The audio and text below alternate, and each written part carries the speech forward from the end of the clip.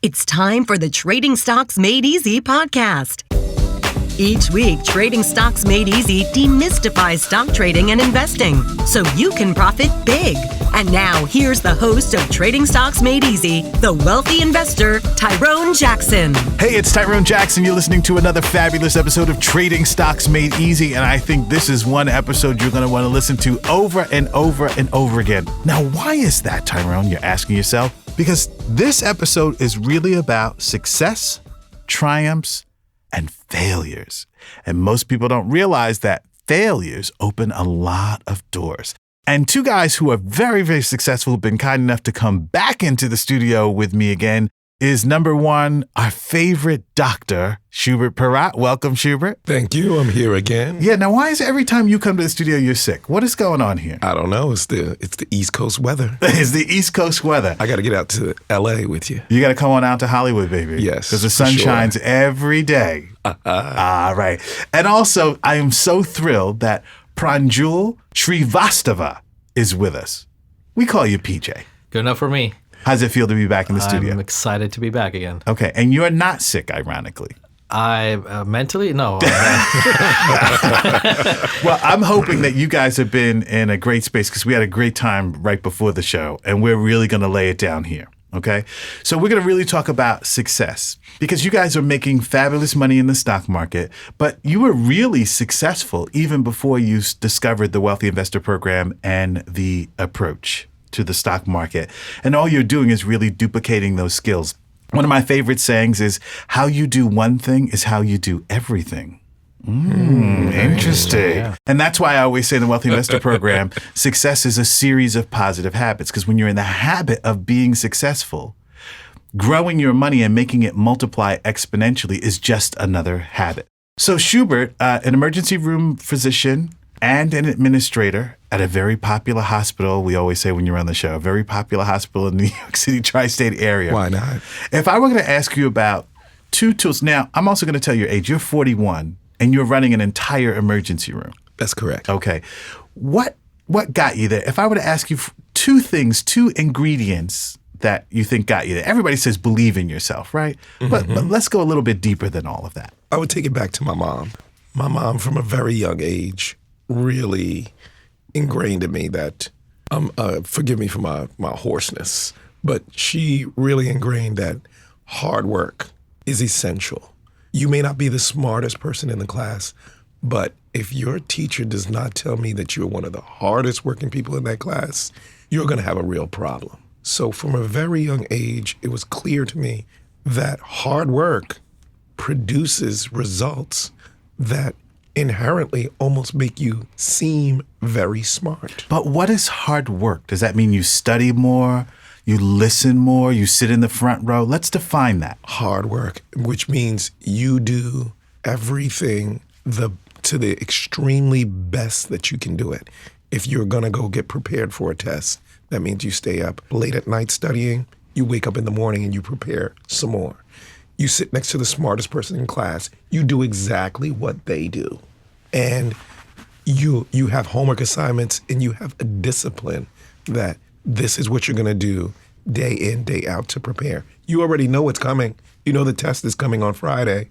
You should be preparing on Monday, Tuesday, Wednesday, because those who prepare are always preparing for their success. Okay, so hard work being, in your particular case, showing up to class on time. I love that you said sitting next to the smartest person. Why sit next to the smartest person? Because you start to mimic what they do. That is correct. And ultimately, you get the same results that they get. That is exactly correct. Okay, so hold on there. Mm-hmm. PJ, you've worked in the financial business, the financial industry. You said on a prior episode that you knew people were making money through working, but now you've discovered how to trade and invest. Before you even get to trading and investing, what do you think got you to some of these top firms? Similar to what Schubert said, you have to work hard and prepare yourself. So, and have that mindset. I always bring the word mindset. I always go into a job interview thinking I'm going to get the job. And if they say no, that means there's something better out there for me. And so I never feel bad or down if something doesn't come to me right away. I just know there's something better out there for me. And so that's how I have been living my life right from, getting out of college. And so, it's positive habits and just working hard and, just reinforcing some of the things that you learn in life. I think there's no substitution for experience in life. And so in my instance, the more you fail earlier on, the better it is for you, because then you know all the pitfalls and you can make sure you don't do those same mistakes again. Okay, we're going to talk about failure because I have failed a lot. The only thing is I fail a lot and I fail fast. So I get all the failure out of the way and the only thing that's left are the tools that are successful. We'll talk about that in a moment. Okay, so you're saying that there's a mindset that you bring to success. If it's not this job, something else great is meant for you. Correct. So, for example, I at JP Morgan, I used to help manage money for a very large, very popular and sophisticated and extremely well-known rapper who everyone knows. He grew up in Queens, so if you can probably figure that out. And he used to come into our office and we used to share all these investment ideas with him. And he was very knowledgeable. And I thought, this guy, he's done well in his profession, yet he studies very hard and understands the products and what we're teaching him. Why can't I, if I'm replicating, all this success for him, why can't I do it for myself?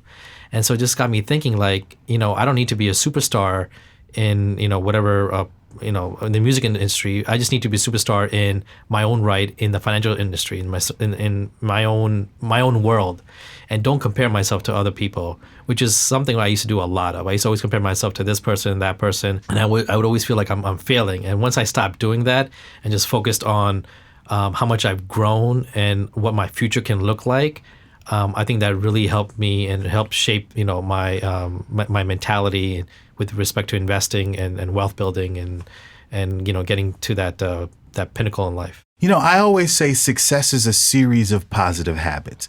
So it's not just one thing that you do. It's probably a series of 4 things that you do. I also believe, especially a lot these days, that success has a lot to do with sleeping. I didn't know that before, right? Because when you sleep better, you can concentrate better. There's also a nutritional component. So there's several elements that actually go into being successful. I think most people aren't successful at what they do. A, they never decide what it is they want to do. And B, they never decide how much money they want to make doing it. So I can be a successful plumber, but that might not help me make 7 figures. Correct. So if my goal is to make 7 figures, that should have something to do with my plan in life, unless I'm going to open a brokerage account. Would you guys agree with that? Absolutely. 100%. Who wants to respond to that? Anybody? Sure. To your point, you need to have your actions and your desires aligned. And so if you want, like you said, if you want to be the best plumber there is, you need to, what's your secret sauce, right? You just can't be just a regular plumber. What are you bringing to the table? And have that mindset, and maybe you start a company and employ other plumbers or whatnot. So just thinking about it and not having an actionable item or actionable steps doesn't do the trick. So once you know what your goal is, think about the steps you need to do to get there. And then, like I said, I say this ad nauseum all the time, is just put it out there to the universe, work hard, and eventually things will turn around for you and the universe will conform to your desires and your wishes and bring people into your life or bring situations into your life that allow you to pursue your dream. PJ, you make a great point about success. And when I think about success, I think about these series of habits: eating well, sleeping well, but defining how much you actually want to earn instead of saying, man, someday I'd like to be rich. That's part of your vision, right? So, and then you can take those concepts, that concept of success. So let's say, for example, this is one of the things that I've learned, there's millions of dollars in everything, right? So if I wanted to be a plumber and I was actually going into homes and I were repairing pipes, so on and so forth, maybe I'd look at being the guy who supplies the parts to other plumbers. See, that would be a bigger vision that's connected to making millions instead of just going into one person's home. Maybe I'd find all of the plumbers in my areas and say, hey, do you need these parts cheaper? Call me. Because now I'm servicing not only the customer, but I'm also servicing the plumbing community, if you will. That's a 7-figure idea. Schubert, any thoughts on success? This is exactly my story. I work as an emergency room physician before I became an administrator. And I thought to myself, yes, I'm putting in the hours. I get paid on an hourly basis. I can work, how many hours a month. But at the end of the month, I'm exhausted. End of the week, I'm exhausted. I've given all. And still, my paycheck doesn't reflect the amount of work that I put in. So I knew that there had to be another way.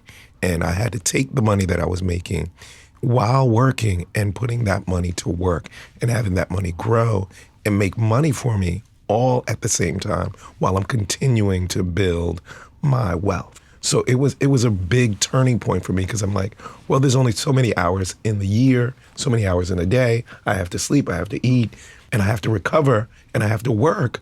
But I can't spend my life working. That's correct. Because I'll do nothing else but work. Right. And that's not fulfilling at all. Well, this is the other thing that I've learned, and I'd love to get your response to this. See, we have, especially in the United States, there are cycles of poverty, people who are just on a track to be impoverished. And it's not that they're bad people, they're just in a system.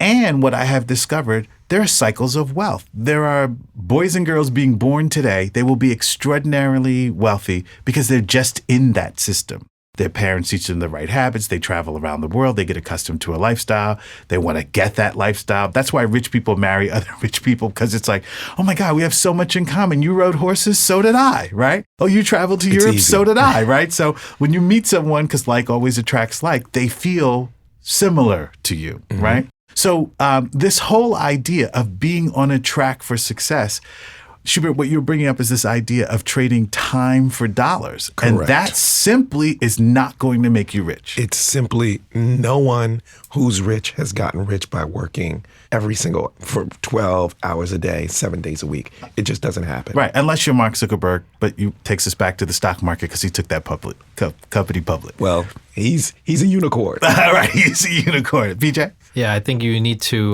not only work hard, but work smart. So I think that's imperative that, hard work does pay off. But I think if you work hard and work smart at the same time, that can multiply your success rate and pays much higher dividends. And surround yourself with more successful people. So get away from the negative energy, negative people, and just go and meet people that are very successful and learn their habits and feed off their positive energy. And eventually that will carry into your life, into your work, into your trading, into whatever you are doing in life. And I seriously believe that that'll take you to another level and catapult you to where you want to be. Now, the other thing that you brought up, Schubert, which I think is really interesting is, and I see this in my life, if I'm the smartest guy in the room, there's a problem, right? I always want to be around people who know more than me, who earn more than I am, because I'm always growing. I see you both shaking your head like, absolutely. When you reach a certain goal, it's like, well, what do I do now?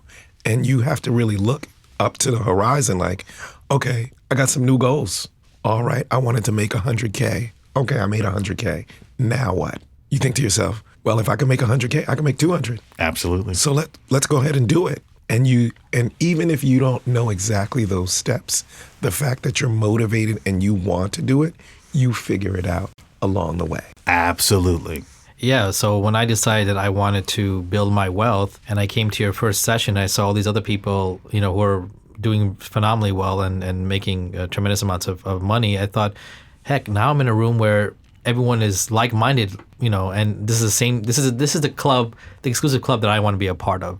And once I put my mind to the fact that, I wanted to have someone teach me, I met you, I met some other individuals in our class, and ever since that day, my success has been growing exponentially, and it's like you said, it's a mindset, but you got to put yourself in that position, and that's what I did. I decided I need to make more money. I need to have a better lifestyle. What do I need to do? I came to your session, and that just was a snowball effect to where I am today, and extremely grateful for that. And I think anybody who listens to this show knows that I fly in private jets, and I don't really say that necessarily to impress anybody because it's just a private jet. But it's kind of impressive. It's a private jet. It's really nice. And I did that because I'm in a private jet club, right? So I, share these jets with other people. And what I love about it is I'm not the smartest guy on the jet, right? I'm certainly not the richest guy on the jet. I flew in last night with a guy who's making $40 to $50 million a year. And I like being around those people because it's a great opportunity to learn. And their mindsets. And their mindset is very different. And it's their mindset is so. I was actually, you know something? I was actually on a flight with a hip hop producer, 2 hip hop producers, and their mindset was so great. I'm so thankful if they're listening. Thank you. I'm so thankful to have just shared 3 hours with those guys because they're just on fire. But let's move on to, because we had a lot to cover here, one of my favorite topics, which is failure. Ooh, failure, bad. Failure takes people down. Now, just before I get your thoughts on failure, I'm just going to share one of my stories. Is that okay with you? Sure. Okay. So when I grew up in federally subsidized housing, I was good at like almost nothing. And, you know, like most kids growing up with sports. Do you guys remember in your neighborhood that they divide up, you play tag football and all that? And I still remember the rhythm in the playground because, you know, 2 guys would put their foot in and, you know, now you pick first, right? And the guys who were the most talented in my neighborhood would always get picked first. So the rhythm was like, I got Kevin, I got James, I got this, I got that, right? And it would be me and the really fat kid, right? And so the captain of the team would be forced, do you want Tyrone or you want the really fat, slow kid in this football game? And the guy would look at him and go, we'll take the fat kid. Let's go, right?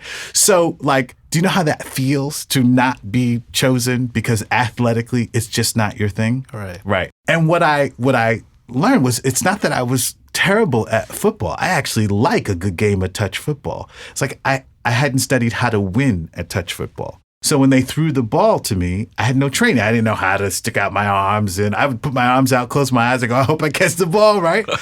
But my best friend growing up was a guy named Kevin Haney, and Kevin Haney could do everything. So it seemed like Kevin Haney had some magical power, and he was great at sports. But what I learned was it wasn't that I was failing at not being chosen for sports. I just didn't take the time to develop the skills that Kevin had, either naturally or somewhere he learned how to catch the ball. He learned the process. So what I always say to people, because there are people who say, oh, Tyrone, everything works out for you all the time. And I say, no, I fail most of the time. It's just I fail so often and so quickly, I get all the failure out of the way so that I learn how to be successful. Have you failed? What's your view of failure? Do you feel like you've ever failed? I have failed multiple times, but the lesson that's learned, I felt like I had to fail in order to learn that lesson, because after that failure, I met a new me. Because, say, for example, you know, I was a bright kid in high school, bright kid in college. And again, you know, those places, the competition there's not really that much competition in that arena. When you get to college, the competition steps up. Now, for me, things have been pretty easy and smooth sailing until I got to medical school. Now, the game changes. Everybody that was smart in high school, everybody that was smart in college are now all at the same level. Right. And now they have to make the tests to test you to measure up to that level of IQ and that level of brilliance. And then you start saying, wait a minute, I'm not used to just being average. This is a whole new game. And you really have to turn it up, and you have to step it up to another level that you didn't have to because it just came naturally, and you really didn't have to do that much work because you weren't challenged in that way. And now, so I hit my first year of medical school. I was like, whoa, what do you mean I'm just getting average grades here? I'm not here to be average. So I had to convert. I converted to studying all night and then sleeping through most of the day. I just found it just worked better for me, and I stepped up my game, and then I was at the top tier of the class after. Oh, because in a way you accepted that challenge. Correct. Did you feel like a failure at the beginning of medical school? No, I just wasn't accustomed to just getting these average grades and just barely sort of getting by. I was like, wait a minute, I did the work, but the work was at a different level, because I wasn't being challenged in high school, wasn't being really challenged that much in college now, but the competition is at a whole nother level. It's like the difference between playing high school football, college football, and now you're in the NFL. You're like, wait a minute, it's the NFL. Right. So you better bring your A game. And if you bring in that college game, guess what? That worked in college. Right. It's not But going to work on this level. here. But it's so interesting that you didn't perceive the fact that you needed a new skill set as failure. Yep. Why? Because I just, there was no turning back for me. Okay. There was no turning back. I was there and I was going to make it regardless of what happened. And I was going to be good at it because in my mind, I was meant to be there. And just because there had been these little setbacks, I was still going to be moving forward no matter what. But what I find so fascinating about that aspect of your story is that you recognized to go to the next level, you needed to A, adapt, and it was another skill set. Yep. And sometimes in life, we need to adapt and develop another skill set. It's like trading in the stock market, right? We all had to learn what an in the money and out of the money cover call is. Yeah. We all learn if we're going to trade options, what implied volatility is. And ultimately, we learn that we want to trade leaps, not shorter dated calls, right? Absolutely. Okay. PJ, your thoughts on failure? Yeah. So when I graduated college, I was, as I mentioned, trading, and I was making good money. And then I decided, you know what? I'm so good at this. I'm going to quit this job and join an internet company. And it didn't work out. And then I went back to a job. And then I joined another internet company. And they both failed. And I was basically starting from scratch again. And I realized, I was being too ambitious and not taking calculated risks. And those are the things that I learned early on. And I think it's helped me, especially in the stock market game, because the stock market game is a game of calculated risks, right? So you can be very risky and lose your shirt, or you can play it in a conventional and methodical way, the way you teach us, and make money and be successful at it. So I think what I learned is don't rush into anything without studying the behaviors of the stock market, or just the knowledge of how the stock market works and how options work and whatnot.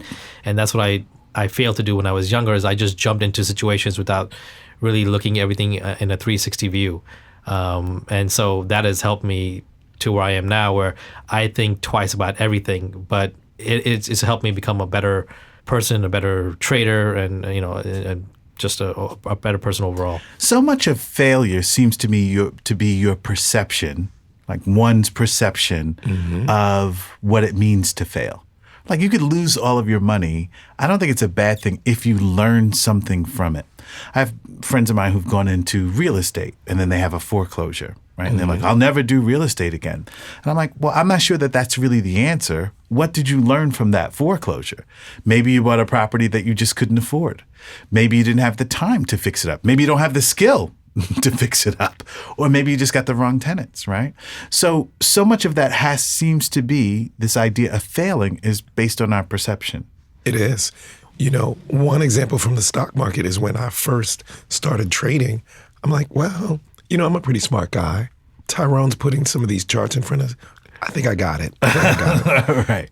And when you're trading these really volatile stocks, these stocks that have great call premiums, and you're like, this thing is doing nothing but up, and I'm going to make tons and tons of money.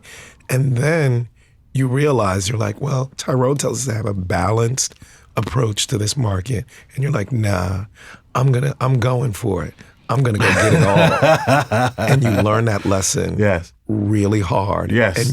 And for me, I only have to learn that lesson once. And I was like, well, I get it. Right. There's going to be portions of my portfolio where I'm going to have this risk. And there are going to be other portions where I have to be a little bit conservative to balance everything out. And I think a lot of people are charmed by the idea of you're a fast money trader, you make $10,000 a week, but they don't want to learn the process to getting there, right? PJ? You have to study the charts. You have to know the stocks that you're investing in and trading. You have to really read up on them and find out how they're moving, what their volatility is. And it's just not, you can't just bring charts to class and tell us what to do, and then we're just going to go home and execute on those. I mean, yes, that works, but you also have to understand the mechanisms behind of what you're telling us to do and why we're doing this. And I remember you had told me one time, don't trade apple leaves in the month of December. Right. And I had made so much money in November. I said, yeah, I mean, what the hell? I'll just go ahead and do it. And I purchased one, I purchased 10. And so I was stuck with them. And then I came to you and I said, what do I do? You're like, well, did you listen to what I said? And I said, no. And then you explained, I told you why I asked you not to purchase so many leaps in this particular time. And here are the reasons why. And once I understood that you really need to study the stocks that you're investing in, understand the rationale of how they move, then if you make a mistake, then it's understandable. But if you just go in blindly like I did, just because I'd won once doesn't mean I'm going to keep winning. That is correct. Which is another thing about success is you must always be willing to learn and adapt, right? Like I know people who are very, very successful, rarely do they sit back and they go, well, I'm successful. There's nothing else for me to learn. The most successful people are constantly reading, constantly studying, constantly investigating businesses and ideas because the goal is to not be the smartest guy or girl in the room. It might be to be the most successful, and that requires a totally different skill set. Correct. A lot of people don't do any more learning after high school, after college. They just work wherever they work, and they think that's it. But for me, it's a little bit different because I'm in medicine. Medicine, you got to constantly be updated on what's things that are changing within medicine.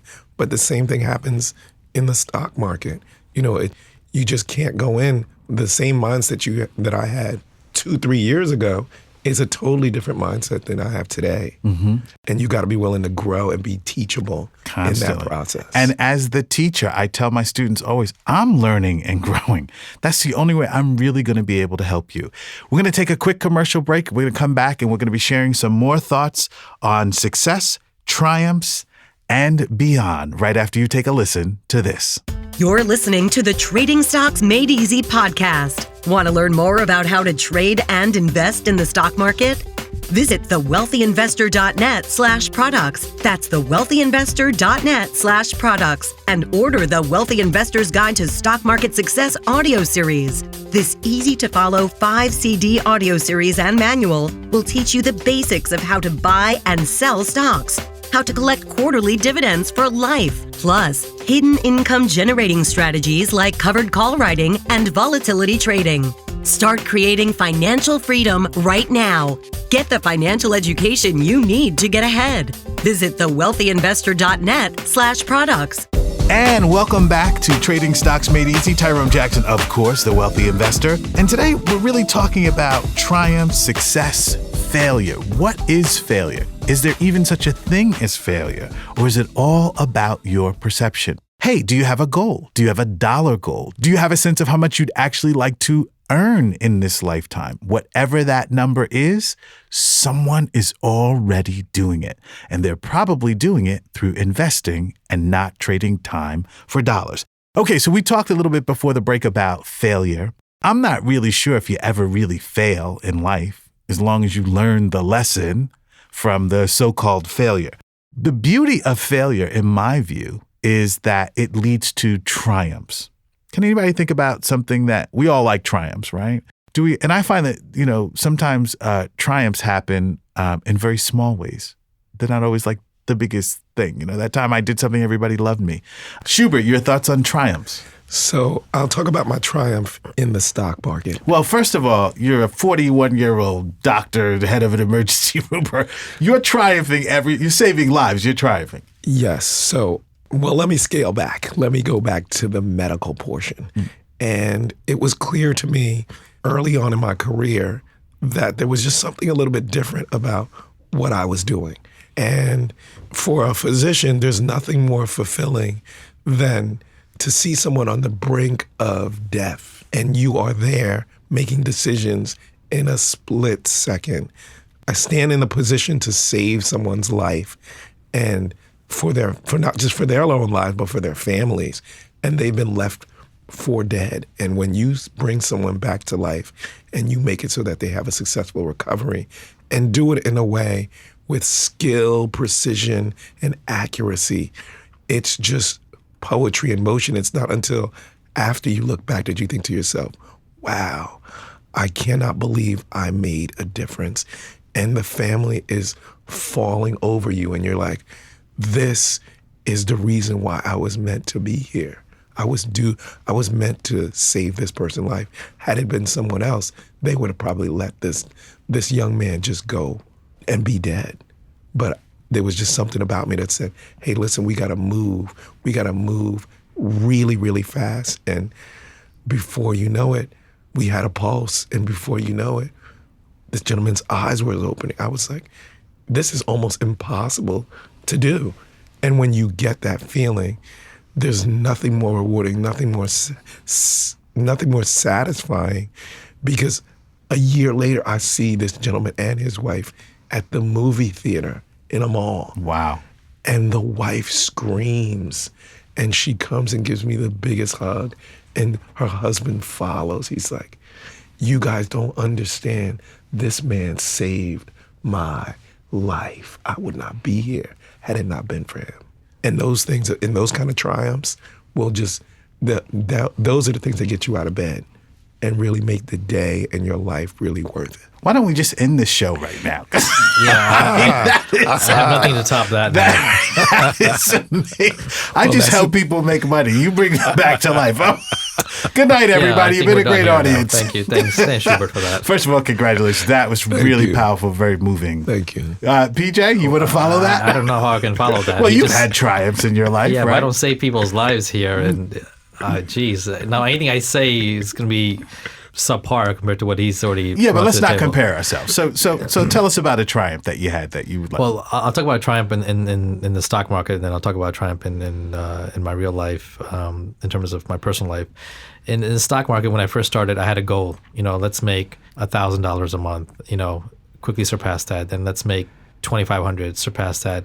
Let's make $5,000, and that that took some time. And then let's make $10,000. As I started getting more and more involved in studying the market and getting my goals and hitting my goals and surpassing my goals, for me, that was a triumph, right? Because I came in here not knowing how much I could make, what was out there, what my capabilities were given, how much money I was putting to work. So for me, that was a triumph. And now I'm going from, 1,000 to 1,500, 2,500, 5,000, 10,000.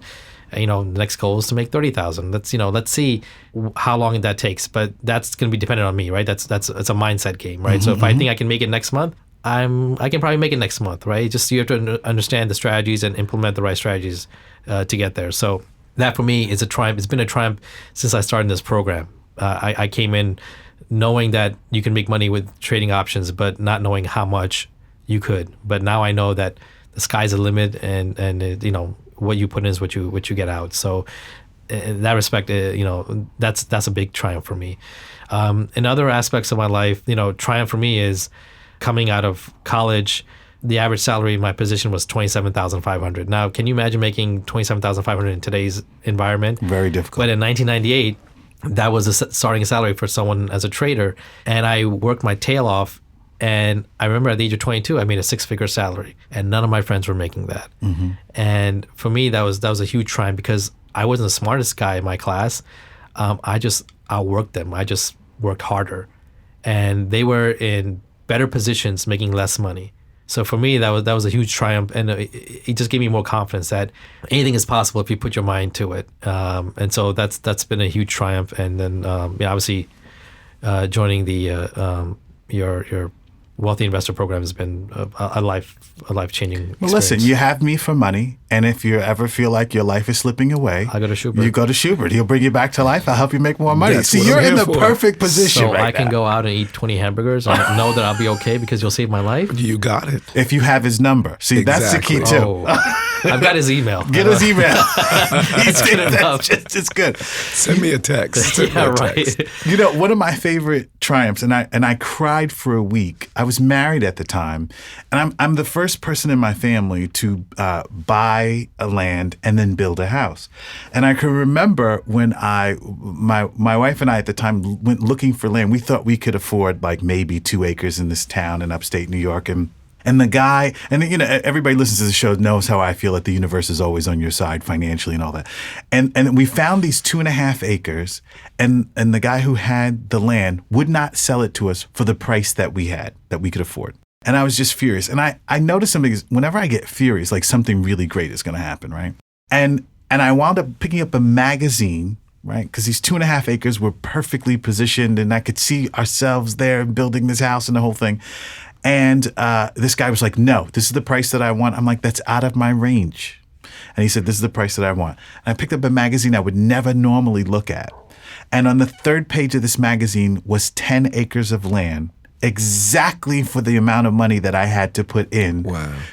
So we bought this 10 acres of land that someone was trying to get rid of that had equity in it, and we built a house on it. And then during this whole process, there were people in my family and my ex-wife's family saying, this will never happen for you. You'll never be able to get 10 acres of land and build a house. And that house is now 12 years old, right? And so I'm used to, and I've raised my kids on this land, and they wake up and they say, in our woods, we see animals. They don't even understand that they basically live in like a park, right? Mm-hmm. So that felt so good because one of the things that I realized, and this is really the point of this story, was like their belief systems didn't have anything to do with mine. Right? So a lot of times we're around negative people who are sapping our belief systems. They're not uplifting us. They're not inspiring us. And that makes it harder for us as human beings to have triumphs that are important to us. Got it. Do you guys agree with that? We got to hang out with Tyrone more often. There's lots of things I want to do now. Hang out with me, man. You'll be building houses. You'll be in private jets. A lot of great things happen, right? Why not? Why not, right? Why not? Okay, listen, we're going to run out of time here. I want to get to this notion of someone who's thinking about being successful. We all make money every single month in the stock market. And someone is listening to this saying, I like this idea of success. But you guys have one thing you can tell that person about failure, success, or triumphs. So I'm going to ask you to choose one thing, one message you would leave our listeners with. Schubert, we'll start with you.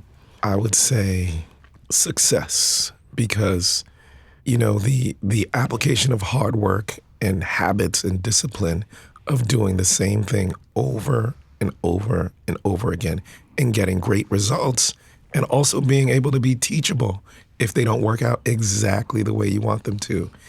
And that's what I've found to be my success, both in the stock market and out of the stock market. Okay. PJ? I'll take triumph. I think, for people listening to this right now, everything's in your thinking. If you want to be successful, if you want to make money, get out of your seat, take the plunge. Literally, you have nothing to lose, because I go with the saying, I don't lose. Either I win or I learn. So the worst thing you'll do is you'll learn something new, and you can apply that to other aspects of your life. But, take it from me, a finance guy, take it from Schubert, who's a physician, take it from other individuals who are, teachers and other walks of life. Everyone who's come to this class has made money, and they have varying degrees of success, but that's a mindset. No one will tell you you come to class and you won't make money. You'll make money. Depending how much is up to your discretion, up to your ability in your mind. So, like I said, you can make unlimited amounts of money. Just take the plunge. You have absolutely nothing to lose and literally everything to gain, and this will be a life changer. So I encourage everyone just to come and try it out. If nothing else, you learn something new. Well, that's a mighty nice thing to say. And I'm going to say to my listening audience, there's no such thing as failure. As long as you're learning in the process, your feelings may be hurt, right? You may meet some people you don't like and have some experiences that you don't favor, but there's no such thing as failure as long as you're learning. And when it comes to money, I'm going to tell you, as the wealthy investor, the sky is the limit. As long as you're not trading time for dollars, there's no limit to the amount of money that you can earn in the stock market. Now, I know a lot of my students who are current also listen to the show, and so don't email me on this, but I'm teaching you guys a trade, because you're in this select group, that makes $30,000 a day. Is that right? Right. And you know why you guys are going to get there? Because you're adaptable. You're willing to adapt, get some new skills. It's not just covered call writing. You're willing to put everything that I put out there to the test and learn it in a new way. And that is so important.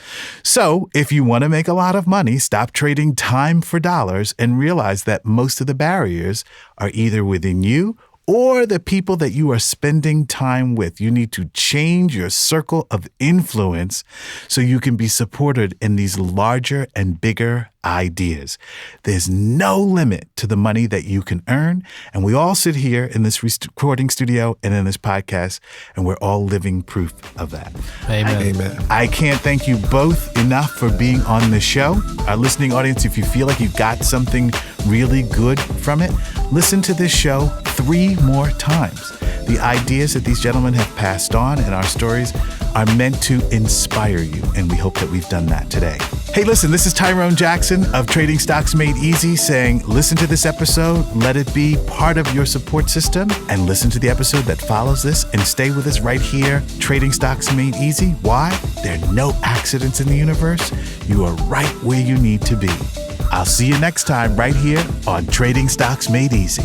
You've been listening to the Trading Stocks Made Easy podcast. Be sure to rate and review our show on iTunes. While you're on iTunes, be sure to click the subscribe button and you'll automatically receive our next episode.